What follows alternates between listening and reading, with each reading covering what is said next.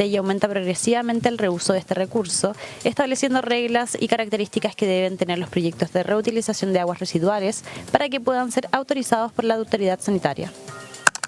Tema para conversar con Martín Andrade, director ejecutivo de la Corporación Ciudades, como todos los martes con nosotros aquí haciendo doble clic. Hola Martín. Querido Ramón, ¿cómo estás? Espero ustedes bien. Mi solidaridad ahí con el pueblo del Perú, por lo que comentabas ahí anteriormente, Ramón.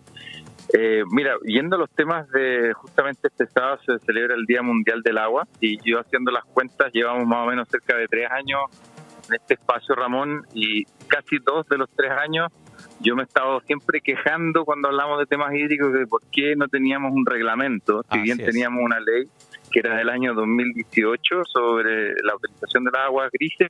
Tuvieron que pasar 6 años para que tuviéramos este reglamento que se publicó el año pasado, reglamento que es extremadamente necesario y súper interesante para el desarrollo futuro, no solamente desde el punto de vista agrícola, sino que también para las ciudades. Este es un reglamento que básicamente define la reutilización de aguas grises, tiene que ver, ¿no es cierto?, el agua que ocupamos, ¿no es cierto?, de las tinas, la ducha, el lavadero, el lavatorio, en el fondo, la que no tiene que ver con excrementos, básicamente, que se le denomina como agua negra, y que básicamente valida un procedimiento que debe ser, en este caso, aprobado por la Seremi de Salud. Es bien interesante el reglamento porque define no solamente reglas del juego hacia adelante, sino que también define que todos los proyectos existentes de reutilización de aguas grises deben pasar por un proceso regulatorio y que en el fondo puede ser tanto ya sea proyectos que se desarrollen dentro de concesiones sanitarias como también fuera. Hay que recordar que muchos de los proyectos que se han desarrollado de aguas grises se han desarrollado fuera de las áreas de concesión sanitaria, generalmente fuera de los límites urbanos, y que está en el fondo orientado para, por ejemplo, ocupar estas aguas en aparatos sanitarios, en áreas verdes públicas, en el fondo de procesos industriales que no tengan que ver obviamente con alimentos. También en el caso ambiental, en el fondo, por ejemplo, agua que podría ir destinada a humedales, incluso también, y fue una modificación de la ley, para usos agrícolas. Hay que recordar que el uso agrícola es cerca del 72% y la ley original no lo consideraba, pero con estos ajustes, digamos, que se desarrolló la ley, también el reglamento establece esa posibilidad. Así que aquí lo que vemos, Ramón, creo que una oportunidad también para Chile de cómo a través de ya sea métodos mecánicos, métodos naturales, una mezcla de métodos naturales y mecánicos, se pueden desarrollar proyectos no solamente al exterior de recintos, sino que pueden ser al interior o en el subsuelo, digamos, que puedan permitir una reutilización. Esto podría permitir sobre todo la viabilidad de muchas áreas verdes en sectores de, obviamente, poco acceso a áreas verdes, por ejemplo, en el norte de Chile. Y bueno, como todos, hay buenos ejemplos, hay ONGs que están haciendo un trabajo muy bonito, como por ejemplo la Fundación Un Alto en el Desierto, que ha intervenido en más de 30 escuelas, ha también generado pilotos en varios hogares. Y hoy día también es interesante mirar este desarrollo tecnológico de esta nueva ley. Posiblemente, Ramón, vamos a ir viendo esto en el espacio público. Por ejemplo, el reglamento establece que las tuberías, por ejemplo, tienen que ser moradas, y cuando veamos tuberías moradas, esa es el agua justamente que no tenemos que tomar. Esa agua es, digamos, posiblemente, no es cierto, más bien más que posiblemente, es agua que va a ser no es cierto, reciclada de aguas grises, y así define una serie de requerimientos técnicos que esperar que pueda plasmar proyectos tanto en colegios como en hoteles, en fondo comercio, que ya la ley, digamos, y el reglamento establecen la obligatoriedad de estos cumplimientos. Ahora, es interesante que se haya establecido este reglamento. Mi pregunta ¿es solo para las cuestiones de tipo, cómo decirlo, privadas o públicas, pero más masivas, o regula también las iniciativas individuales que algunos particulares han incorporado en su diario vivir y procesando sus propias aguas grises? Sí, hoy día la ley es obligatoria en ciertas características. Por ejemplo, no sé, pues en edificaciones sobre cierta cantidad de personas en ciertas regiones, por ejemplo, en el caso de hoteles, por ejemplo, no sé, pues en la región de Arica, Parinacota o en Valparaíso, también, por ejemplo, incluso, Ramón, edificaciones, por ejemplo, de terminales de transporte entre ciertas regiones y en edificios también, en el fondo, también lo hace obligatorio, pero depende de la capacidad de carga de la cantidad de usuarios. En el resto de las edificaciones se mantiene más bien como algo voluntario, del cual obviamente igual es necesario hacer el procedimiento para poder tener las respectivas validaciones, tanto en el diseño como en el monitoreo y control de la calidad de agua en el tiempo. Ya, y para los que ya tienen algún tipo de sistema existente en el día de hoy, que ya lo han hecho, más allá de la existencia de una normativa, ¿el reglamento considera aquellas situaciones y le da un tiempo para adaptarse a la nueva normativa? Así es. Tal como comentaban, se establece en el reglamento la necesidad de poder regularizar esas instalaciones. Eso también va a ser una discusión interesante en términos de técnicos, sobre todo. Esto permite en el fondo y le da un plazo de 2 años a aquellas instituciones o personas que hayan instalado este tipo de sistemas justamente para hacer la regularización. Aquí, tal como comentábamos, Ramón, hay sistemas que pueden ser mecánicos, de aireación del agua, de clorificación, hay sistemas que funcionan en algunos casos con lombrices, con sistemas, digamos, de rayos ultravioleta, en fin, hay un montón de tipos de tecnología.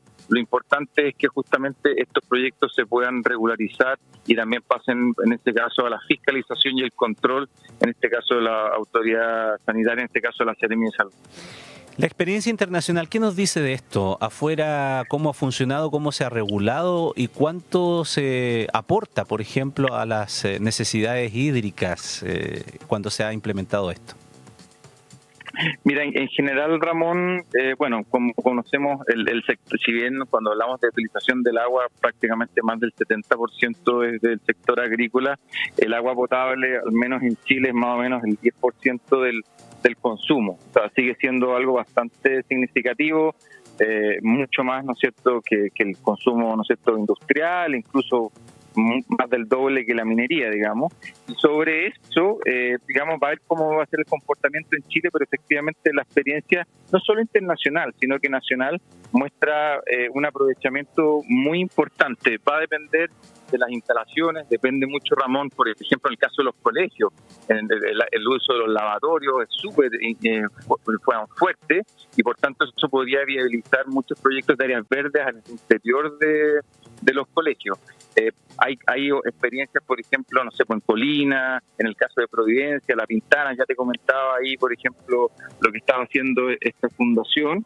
Y por otro lado, hay países, por ejemplo, en California, en Holanda también, donde hay muy buenos datos, digamos, de la cantidad de litros que se pueden ahorrar, digamos, ocupando estos sistemas de reutilización. Así que hay buenos datos y buena experiencia afuera. Interesante lo que tú señalas con este reglamento. Por ejemplo, si es que una comunidad, si un edificio pudiese ingresar a esto y reutilizar todo lo que uno utiliza de agua en el departamento, ¿no? El lavado de manos, qué sé yo, llenar la tina, la lavadora, etcétera, etcétera, que pudiese ser procesado y luego reutilizado tal vez en el mismo recinto, por ejemplo, para el riego de las áreas verdes. Ya ahí debe haber una cuantificación en cantidad de litros que uno utiliza que ni siquiera tiene la contabilidad o la conciencia de lo que utiliza. No, exactamente. Piensa tú, Ramón, que parte de la reutilización de esta agua podría ir a llenar, por ejemplo, los estanques de un excusado, digamos, ¿ah?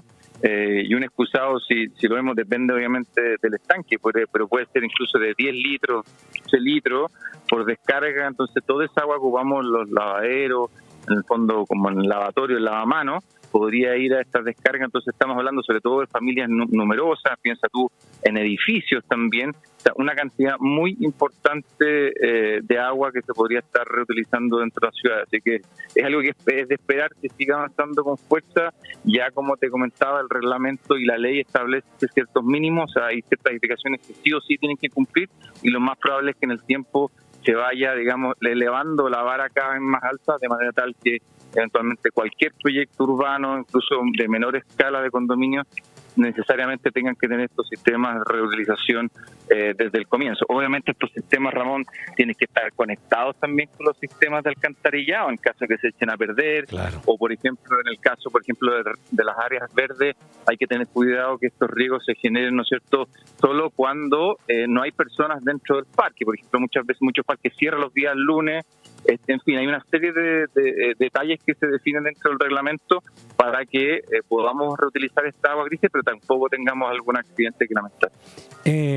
No te quiero poner en aprietos, pero ya que fue parte del programa, Póngame en aprietos, no hay problema. Lo conversamos en la primera parte, tuvimos de invitado aquí en el estudio a Juan José Obach, director de Ejecutivo de Horizontal, por esta polémica del Hospital del Cáncer, que de alguna manera, como el tema tuyo hoy día es a propósito del agua y del Día Mundial del Agua y de cómo utilizamos el agua y la agua gris y el nuevo reglamento, lo que advierten estas observaciones que conversábamos sobre la construcción del Hospital del Cáncer que hace la Seremi de Medio Ambiente, justamente las razones que da más allá de las medidas específicas, estos corredores biológicos, etcétera, que plantea que debiera tener esta construcción.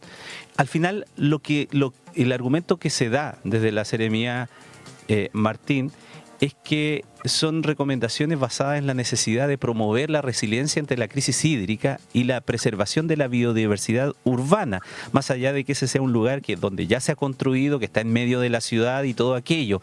Entonces, no sé cómo tú, muy brevemente, asistes a esta discusión entre los permisos, entre estas razones justamente que apuntan a las necesidades de promover la resiliencia ante la crisis hídrica que vivimos, hasta en estos tal vez que pueden parecer mínimos detalles de proteger hasta las arañas y tener un corredor biológico para ellas.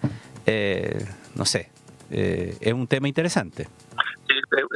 Sí, exactamente, y un tema también, Ramón, delicado, esto de los temas de discrecionalidad. Por eso me parece que la forma de avanzar en estas cosas son con leyes, donde se tienen discusiones y sobre todo con reglamentos, de manera tal que en el fondo finalmente a cualquier proyecto, por más, digamos, tecnológico que sea o sencillo o del tipo que sea, tenga que cumplir con ciertos estándares mínimos. Por ejemplo, estamos hablando aquí del caso de las aguas grises.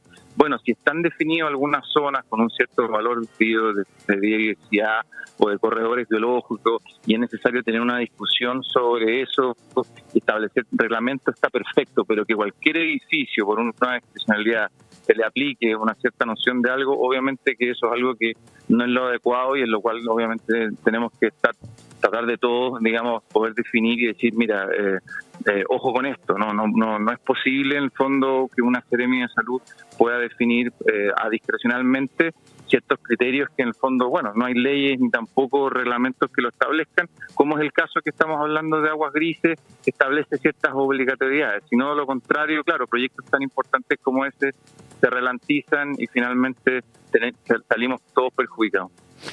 Muy bien, Martín Andrade, director ejecutivo de la Corporación Ciudades, como siempre un agrado conversar.